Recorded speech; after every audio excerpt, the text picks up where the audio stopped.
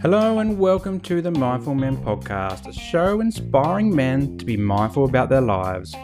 Each week, we'll dive into a range of topics that matter to men and hear from everyday people doing extraordinary things. So if you love the show, please give it a 5-star rating and share it with your mates.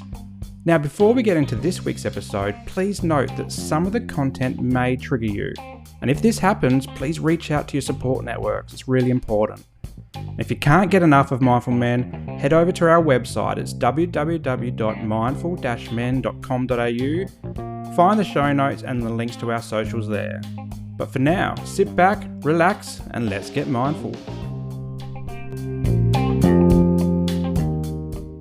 G'day guys, and welcome to another episode of the Mindful Men Podcast. I'm your host, Simon Rinnie, and today we're getting mindful about starting the new year with clearer focus. And for many, the new year brings about this thing called New Year's resolutions. And I've been there and I've tried resolutions such as getting fit or losing weight. I think I've been in one where I've wanted to change jobs or being more positive, being the best version of myself. And despite all the good intentions, that resolution tends to fall flat after a while. We give it our best for a few weeks, maybe even a few months, but then ultimately it all falls down and we kind of revert back into the way that we were going about life before the holiday period. And maybe it's served us. Maybe we've done some good things in that first few days or weeks or months of the new year, and we're feeling good. After the holiday period, it's warmer weather here in Australia, so everyone's out and about, everyone's feeling good. But it's that whole reverting back to the old ways that can bring us down. Or maybe we get a week in or a few days in and we've tried our best to diet or give up alcohol and it just hasn't worked. And we start to feel pretty shitty about ourselves. We think that we're failures, or we start to give up on bettering ourselves as well. Maybe we did this last year and the year before and the year before, and we ultimately think, why am I bothering with this New Year resolution bullshit, essentially? If this is you, I want you to stop, and maybe this episode is a prompt to stop, and recognize that you're not a failure. What you're doing is you're learning. Maybe you're learning that New Year's resolutions aren't for you. Maybe you're learning that your intentions need a bit of fine-tuning. Or maybe your expectations need some fine-tuning. We've all been there and going, I want to lose 10 kilos in the first month, and losing 10 kilos of weight is really hard. So maybe we might go to a really strict diet and see some initial results, but ultimately we get hungry or crabby or angry or whatever. I like to call it hangry because the hunger just takes over us. So maybe it's not so much what we're trying to achieve, it's just our expectations on how quickly that change is going to happen. So in today's episode, we're going to try and help you to kick off the new year with clearer focus. And we're going to do this with mindfulness-based tool, as in setting smart goals. Now, I know what you're thinking. You're like, oh, this is not a mindfulness tool. What it actually is, tuning into our goals using mindfulness techniques is really important. It's really important to grow into the person that we want to be. It's really important to switch off of autopilot and switch on conscious living. And this ties in nicely with the last 2 episodes we've done over the holiday period in terms of that one just around Christmas time on reflecting on the year that was and accepting all those mixed emotions coming in, the good, the bad, and the ugly, and identifying what they are, naming what they are so that we can then tame them, particularly taming them if they're not so great, if they're things that are dragging us down. But it's also around reflecting on our support systems and the ways that we can connect in with others and ourselves during a holiday period. And then in the episode just after Christmas, we talked about values and how tuning into our values can help us to know who we really are, but then also make better decisions or make difficult decisions or know, where we want to go in life from a values-based perspective.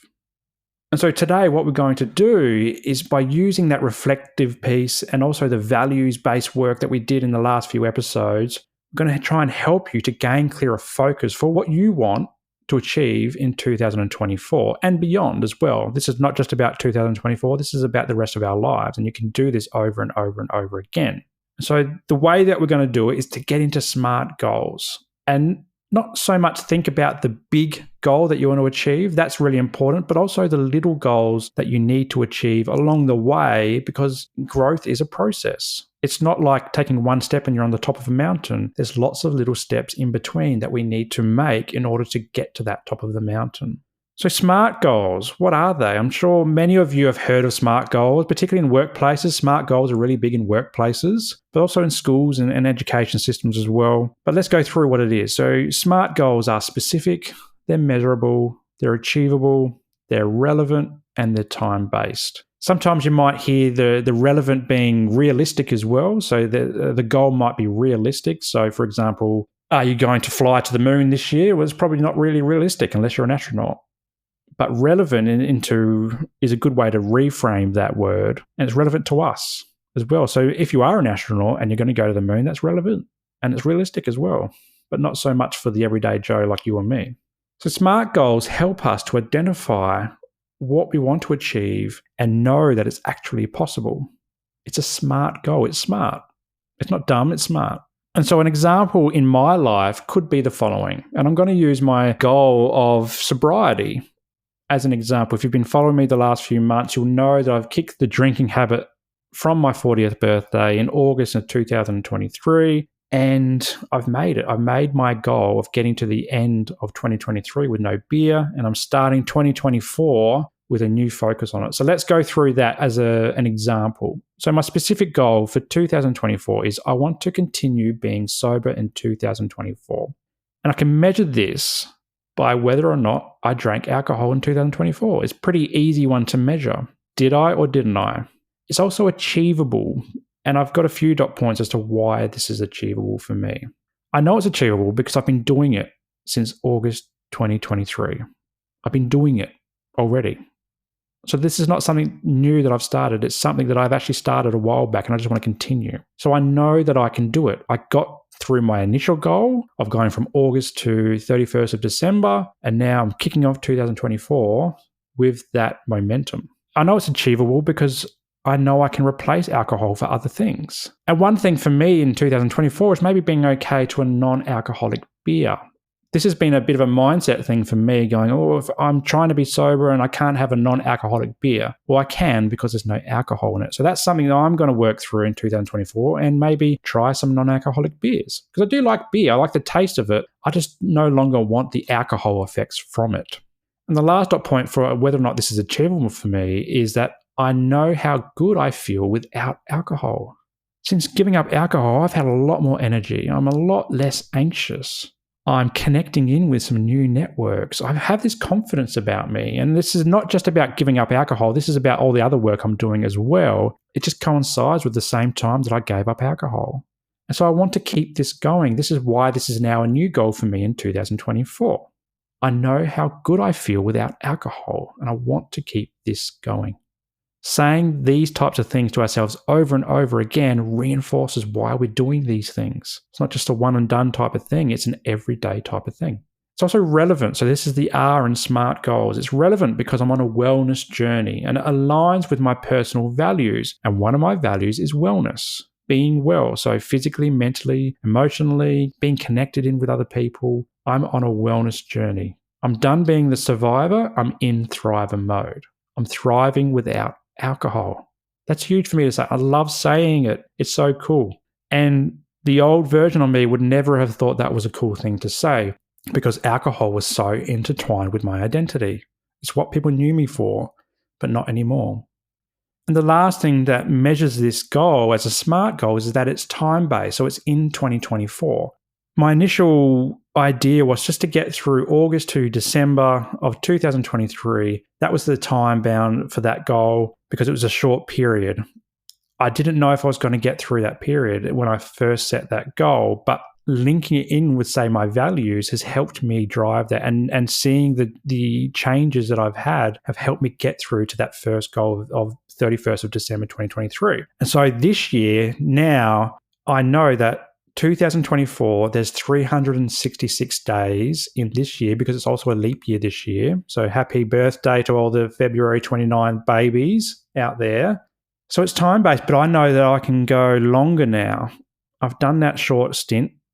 I'm over the 100 days, for example, over even more than 100 days. And this year I'm going bigger with that time. I'm going the full year alcohol free. And that's exciting for me. I've never gone this long without alcohol since I was about 15 or so, maybe even younger.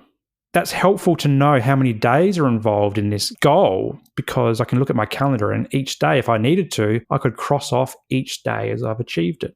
That's those little steps, crossing off each day as you're achieving something. These are the little steps that will get me from the bottom to the top of the mountain. Now, SMART goals, they're really useful if they're linked in with the work that we've done before.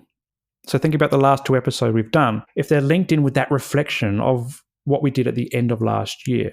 The reason we set goals is because we want to move forward. We want to achieve something. We want to move forward maybe from a feeling, a thought, an issue, a challenge that we've had. We want to be better or grow or achieve something that we didn't think was possible. And there's so many different examples of what that could be. We want to maybe achieve getting a new job, or achieve studying for a new career, or achieve getting pregnant with our partner, or achieve some more money coming in by getting a different job or a side hustle, or whatever it is. Or maybe we want to achieve happiness because last year wasn't so great.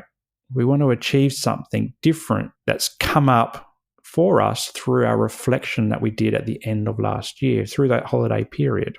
Another example might be, imagine you got to Christmas and you've been drinking and you say to yourself, I'm done with drinking. I'm sick of the hangover feeling that I get. I just want to feel better.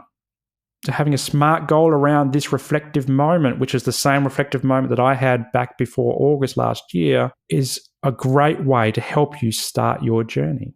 Start a journey of sobriety. The next is linking it in with a value. So we've got the reflective piece that's telling us why this is important for us, what we want to change, but linking it in with a value is a way to give this change fuel and purpose. So knowing what our personal values are can help us to identify whether or not this is a SMART goal that's going to stick. It'll also help us keep on track. So remember that values are like a life compass. They help us to make difficult decisions. And obviously, if you're in this moment and you're trying to have a New Year's resolution or a SMART goal, you're maybe making a difficult decision. For example, wanting to get sober is a difficult decision. I know because I've done it. It took me 25 years to get to that point. It took a lot of critical self-reflection and a lot of people linking me with my identity with alcohol to make me realize this. It took a lot of alcohol and the hangovers and the anxiety that comes from that to realize that this is not the way that I want to live my life. I want more energy. I want to be happy. I want less anxiety. I want to be grounded with my kids. I don't want my kids to get to a weekend and say, Daddy, are you drinking today? That sucked. That sucked for me, hearing that kind of thing come out of my sons and my daughter's mouths.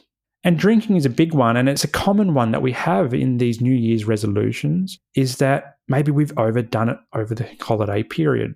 And I get it. There's a lot of pressure in today's society to drink, particularly Australian culture.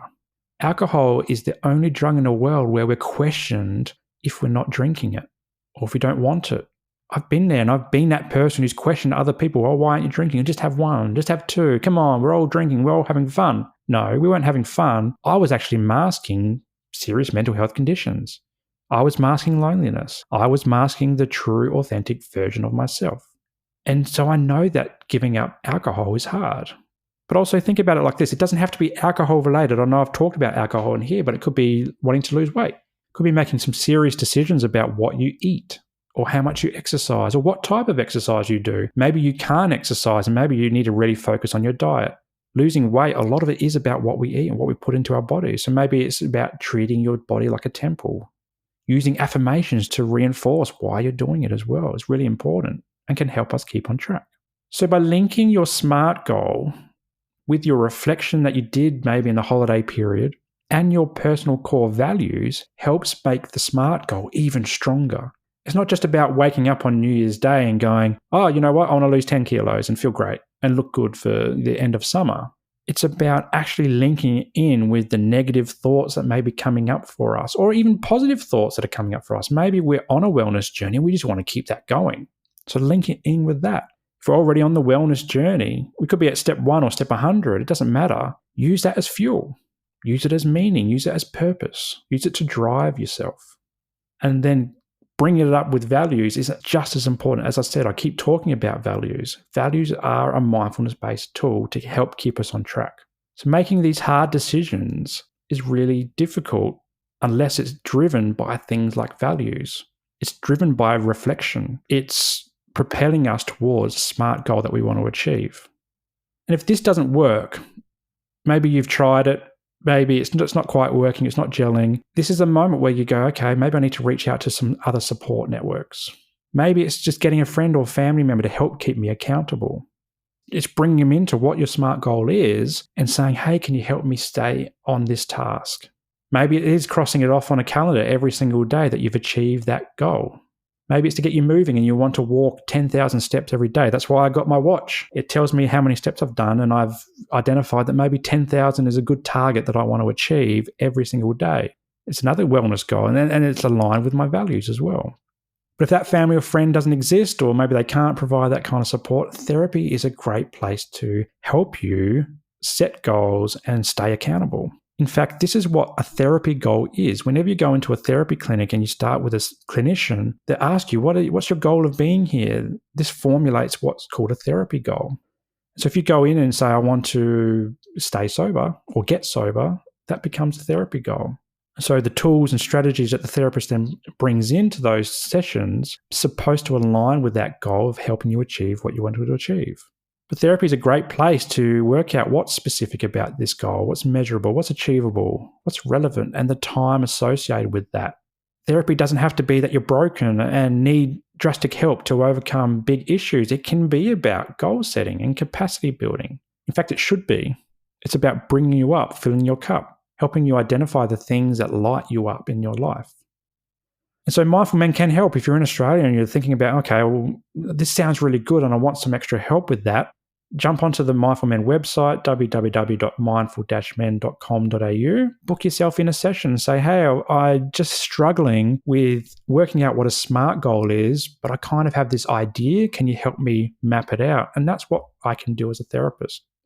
And if you want to, I'd also implore you to come into the Mindful Men community group on Facebook and share your SMART goals in there. Providing it's not too personal and you're okay to share it, maybe go in there and we talk about mindfulness, different techniques every single week, and connect with other men and go, you know what, I'm trying to achieve this. As a community, can you help me stay on task? Community can help you do that. Being part of men's groups can help you do that. Being part of a little clique of people who are similar in their mindset can help you stay focused. They can keep you accountable. They can keep you holding that responsibility for yourself to grow into that person you want to be. And so that's it for today. Like, it sounds very simple, and it is actually quite simple. It's a bit of homework, and many of us don't like homework, but it's sometimes necessary for us to break out of autopilot and into conscious living. So to recap the holiday period sessions that we've had, it's around reflecting on what's been happening in the last week, month, 6 months, year, working out what's worked, what hasn't worked, and working out kind of, what my support networks are like. That's really big. Reflection is critical to personal growth. Then it's about tuning into values. What values do you have? And why are these values important to you? How can you tick off those values every single day to start filling your cups up more regularly? Don't wait until it's empty and there's holes in the bucket. Patch up those holes and fill up the bucket every day with values. Use your values to make difficult decisions. And then bring both of those, the reflection and the values, into a SMART goal to kick off 2024 with greater focus. Doing these tasks brings about the greater focus. When we just start the new year and we just have a goal without any values behind it or reflection behind it, this is where it fizzles out. There's no focus for it. In fact, it sticks in the brain fog. We get overawed or overburdened or just struggle to get things going. But bring in the purpose, bring in the reflection, bring in the values behind it, and this will help your SMART goals stick in 2024. So on that, I'm going to leave you to the rest of your holiday period. I hope that you have had a happy holiday period in the end of December, and you've started off January 2024 with greater focus, or you're about to start off with greater focus. I hope your friends, family are all keeping well, that you're safe, you're happy, you're healthy, or if you're not any of those things, that you're working towards a better version of you and you're connected in with your support networks. Well, that's all for today. My name is Simon Rinnie, and until next time, stay mindful.